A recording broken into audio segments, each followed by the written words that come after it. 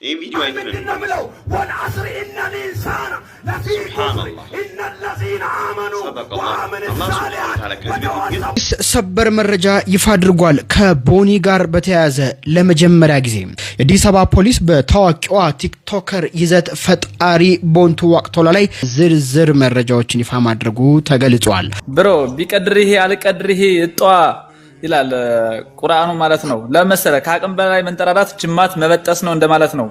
ወደ ትዳር ለመግባት ፈቃደኛ ለሆኑ ጥንዶች ወደ 1 ሚሊዮን ብር ገደማ እየተሰጠ ይገኛል።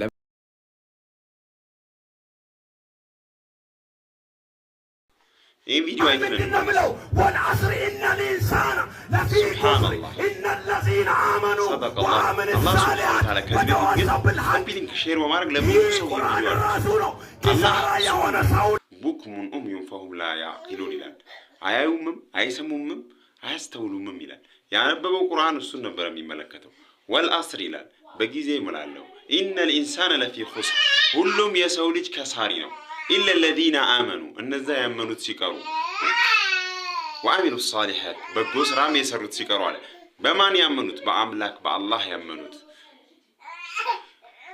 ወተዋሰው بالحق በእውነት አደራ የተባባሉት አንድ አምላክን በማምለክ ኢሳ የመርየም ልጅ ነብይ መሆኑን በመመስከር መሐመድም ነብይ መሆናቸውን በመመስከር ወተዋሰው ቢሰብ በትዕግስት ላይ ማዳራ የተባባሉት አለ ቁርአኑን ያነቡታል ግን አያዩም አይሰሙም አላህ ምን ይላል አይን አይደለም ይሄው ልብ ነው ይላል እነዚህ ሰዎች ሂዳያ ይስጣቸው ቁርአኑንም ትክክለኛውን ትርጉምና እውነቱንም ያውቁ ያርጋቸው ሂዳያ ይስጣቸው እንላለን። ሰላም አለይኩም። ሰበር መረጃ ይፋ አድርጓል። ከቦኒ ጋር በተያያዘ ለመጀመሪያ ጊዜ የአዲስ አበባ ፖሊስ በታዋቂዋ ቲክቶከር ይዘት ፈጣሪ ቦንቱ ዋቅቶላ ላይ ህይወቱ ያለፈበት መንገድና በምን መልኩ ህይወቷ እንዳለፈ ከዚህም በተጨማሪ ምክንያቷ ምን ይሆን በሚለው ዙሪያ በዝርዝር መረጃዎችን ይፋ ማድረጉ ተገልጿል። ወጣቷ በአዲስ ከተማ ክፍለ ከተማ በሚገኝ መኖሪያ ቤቷ ህይወቷ አልፎ መገኘቱ ነው ይፋ ያደረገው።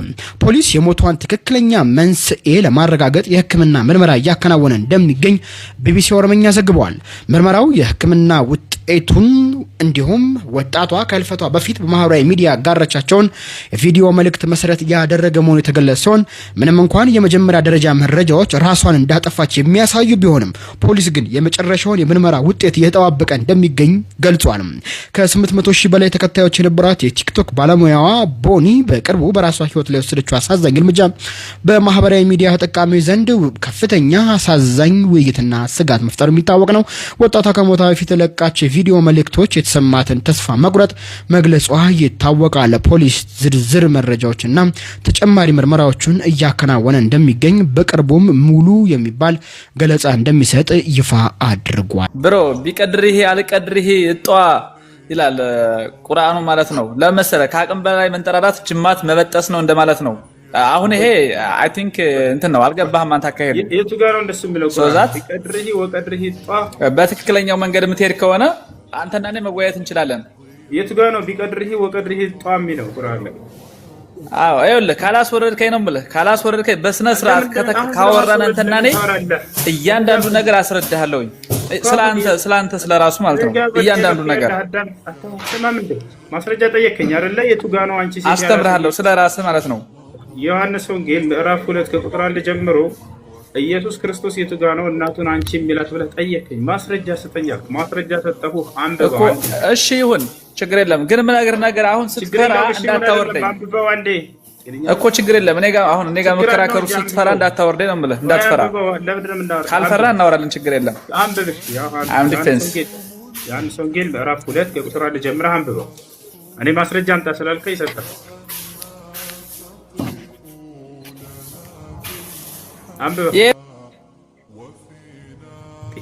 ጥያቄ እኮ አንተ መልስ አልሰጠኝም 24 ሰዓት አለፈ ሰጠሁ የቱ ጋር ነው አንቺ ሴት እያለ የሚጠራው ማስረጃ አለው ወይ አልከኝ መልስ ሰጠሁ ዮሐንስ ወንጌል ምዕራፍ 2 ከቁጥር 1 ጀምረህ አንብበው አረ ኖርማል ይሄ ምንም የለም የትኛው ቁጥር ነው የትኛው አንቀጽ ላይ ነው ማስረጃ ሰጠሁ እኮ ጤነኛ አይደለም ስንተኛው ምዕራፍ ላይ ነው የተገለጸው ይሄ ወንድም ይሄ ያንተ አባባል ነው እንጂ የለም አለ ማስረጃ ዮሐንስ ወንጌል ምዕራፍ 2 ከቁጥር 1 ጀምረህ አንብበው ምኑ ቢቀድርህ ወቀድርህ ጧ ይላል ቁርአን አለ እሺ ለማንኛውም መልሳቸው ያስገዛል። ወደ ትዳር ለመግባት ፈቃደኛ ለሆኑ ጥንዶች ወደ 1 ሚሊዮን ብር ገደማ እየተሰጠ ይገኛል። ነብዩ መሐመድ ሰለላሁ ዐለይሂ ወሰለም ትዳርን ቀለል አድርጉት፣ አባካኝነትን አስወግዱ ባሉት መሰረት ትዳርን ቀለል ልናደርገው ይገባል የፕሬዝዳንቱ ንግግር ነው። ይህ ነገር የት ነው የተፈጠረው የሚለውን ላስረዳችሁ። ምናልባትም ከዚህ ዛ በእግር ስንቀን ይፈጃል ልትሉ ትችላላችሁ፣ እኔ እንዳልኩት ማለት ነው። ምክንያቱም ወደዛ ኢሜጅ የፕሌን የለንምና ማለት ነው። ለማንኛውም ይሄ ነገር የት እንደተፈጠረና መቼ እንደተፈጠረ ልንገራችሁ። ቪዲዮ ሊረዝም ስለሚችል በደንብ ኮፒ ሊንክ ምናምን ነገር ማድረጋችሁን አትርሱ። ይህ አስገራሚ መርሃ ግብር የተጀመረው ባለፈው ዓመት ሲሆን ዘንድሮ ላይ ደግሞ የገንዘብ መጠኑ ከፍ እንደተደረገ ነው የተነገረው።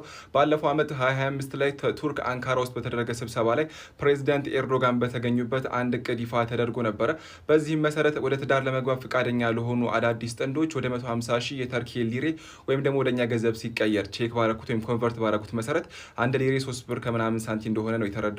ታዲያ ወደ ግማሽ ሚሊዮን ብር ይደርሳል ማለት ነው። ታዲያ አዲስ ለመግባት ወደ ትዳር ለመግባት ፈቃደኛ ለሆኑ ወጣቶች ወደ ግማሽ ሚሊዮን ብር ይሰጣቸዋል። ይህም ደግሞ ለ4 ዓመታት ከወለድ ነፃ የሆነ እንደሆነ ነው የተነገረው። ከዚህም ባሻገር ደግሞ የ2 ዓመታት የእፎይታ ጊዜ ይኖረዋል። ከዚህም ባሻገር ጥንዶቹ አንድ ልጅ የሚወልዱ ከሆነ ተጨማሪ 300 ሊሬ ክፍያ ይደረግላቸዋል። 2 ልጅ የሚያደርጉት ከሆነ ደግሞ 400 የተርኪ ሊሬ ይጨመርላቸዋል። 3ኛ ልጅ የሚወልዱ ከሆነ ደግሞ 600 የተርኪ ሊሬ ይደረግላቸዋል ነበር በወቅቱ የተባለው። ይህ ነገር መጀመሪያ ላይ እየሰራ የነበረው በመሬት መንቀጥቀጥ ባለፈው ላይ ተጎድቶ ለነበሩ ከተሞች ነበር። ነገር ግን የተርኪው ፕሬዚደንት ይህንን ነገር በ81ዱም የተርኪ ግዛቶች ላይ እንደሚሰራ ይፋ አድርጓሉ። ታዲያ ይህም ማለት ጥንዶቹ ለመግባት ፈቃደኛ ከሆኑ ያንን ነገር ለማበረታታት ትዳር ላይ ለመግባት ያለውን ቻሌንጅ እንደ መግቢያ ያገለግላቸው ዘንድ ወደ ግማሽ ሚሊዮን ብር ይሰጣቸው ነበር ማለት ነው። ታዲያ ይህ ገንዘብ ዘንድሮ ላይ ከፍ እንደተደረገ ጭምር ነው የተነገረው። የቱርክ አምራችና ወጣት ኃይል እየተመናመነ ስለሆነና ወጣቶችም ደግሞ ትዳር ውስጥ ለመግባት በጣም እየዘገዩ ስለሚገኙ ድጋፍ ማድረግ አስፈላጊ እንደሆነ ፕሬዚደንቱ ተናግረዋሉ። በአሁኑ ወቅት ማለትም 2026 ላይ ከ200 እስከ 250 ሺህ የቱርክ ሊሬ ወይም ደግሞ ወደ 1 ሚሊዮን ብር ገደማ በኛ ማለት ነው ለአዲስ ለሚገቡ ጥንዶች እየተሰጠ እንደሆነ ነው የተነገረው። ከዚህም ባሻገር አሁን በተሻሻለው መሰረት የመጀመሪያ ልጅ ለሚወልዱ ጥንዶች በ5000 የቱርክ ሊሬ ይሰጣቸዋል። 2ኛ ልጅ የሚወልዱ ከሆነ ግን በየወሩ የ1500 ብር ተቆራጭ ይደረግላቸዋል ወይም ደግሞ 1500 ሊሬ ተቆራጭ ይደረግላቸዋል። 3 ልጅና ከዛ በላይ የሚወልዱ ጥንዶች ከሆኑ ደግሞ በየወሩ 5000 የቱርክ ሊሬ ይሰጣቸዋል። ይህም ደግሞ በእናትየው አካውንት ስር ዲፖዚት እንደሚደረግ ጭምር ነው የተነገረው። ይህም ደግሞ የማግባትና የመውለድ ነገራቸው ለማበረታታት በማሰብ እንደሆነ ነው የተነገረው። በቱርኪ ውስጥ ወይም ደግሞ እንደ ሀገርም እንደሁላችን ይሰራል ብዬ አስባለሁኝ። ብዙዎች ሶሻል ሚዲያ ላይ በሚያዩት ነገር እጅግ በጣም የትዳርን ነገር እየገነነና አስፈሪ እየሆነ መጥቷል። የሚደረጉ ሴሪሞኒዎችና መሰል ሴሌብሬሽኖች ነገሮችን ከባድ እያደረጉ መጥተዋሉ። እነዚህ ነገሮች እንግዲህ ሊወገዱ ይገባሉ ማለታቸውን ፕሬዚዳንት ኤርዶጋን እንደተናገሩም ጭምር ነው የተነገረው። እንግዲህ ይህ ነገር እጅግ በጣም በቃ ናይስ ነው ብዬ አስባለሁኝ።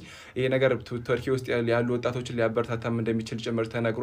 አብዛኛው ሰው ወደዛ ሊድ እንደሚልም ደግሞ ምንም ጥያቄ የለውም ትላለ። ለማንኛውም ምን እንዴት ተመለከታችሁት? ይሄንን ነገር ሀሳባችሁን እስኪ አጋሩኝ። ወደ ቱርክ እንዴት ነው ይኬድ እንዴ? እንዝመተው? ይሄ ላድርሳችሁ ነው ቪዲዮ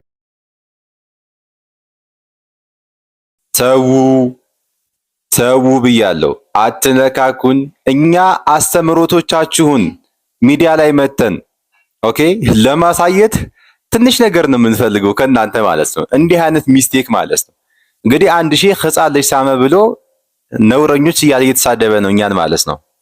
እሺ አምላክ ከሰው ጋር ሲሆንሳ ለዚያውም ከትልቅ ሰው ጋር ማለት ነው።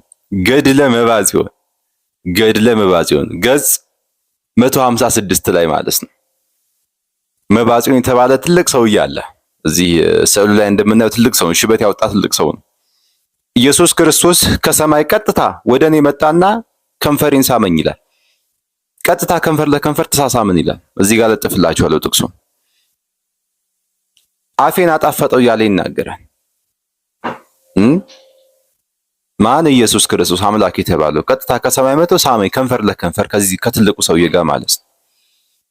እሺ የማን ነው ነውሩ? እስኪ አሁን የማን ነው? እስኪ የማን ነው ነውር ሊመስል ቢችለው?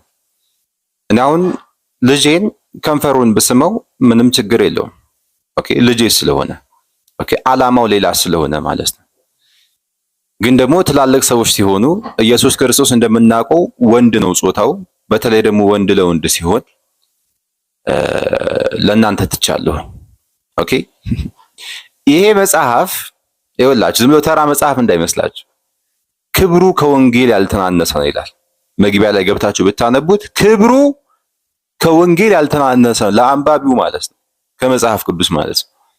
ኦኬ እና ይሄን አስተምሮ ይዛችሁ እኛን እንተቻለን የምትሉ ከሆነ ትንሽ በቃ እንቅስቃሴ ባረጋችሁ ቁጥር ነው እንደዚህ የመጣን ልጥፍ የምናረጋችሁ ማለት ነው። የማን እንደሚብስ እንግዲህ ተመልካች ይመልከት። እኛ ሙስሊሞች ግን ኢየሱስ ክርስቶስ እንዲህ አይነት ስራ ይሰራል ብለን አናምንም ፈጽሞ ማለት ነው። ኢየሱስ ከእንደዚህ አይነት ስራ የጸዳ ነው። ኢየሱስ ክርስቶስ የተከበረ የአላህ መልእክተኛና ነብይ ነው ብለን ነው የምናምነው። ግን በእናንተ አስተምሮ ደግሞ ይሄ ነው። በጣም ያሳዝናል። ታዲያ ማን ነው ኢየሱስ ክርስቶስን የተሳደበ ያለው? ማን ነው? እስኪ ንገሩ።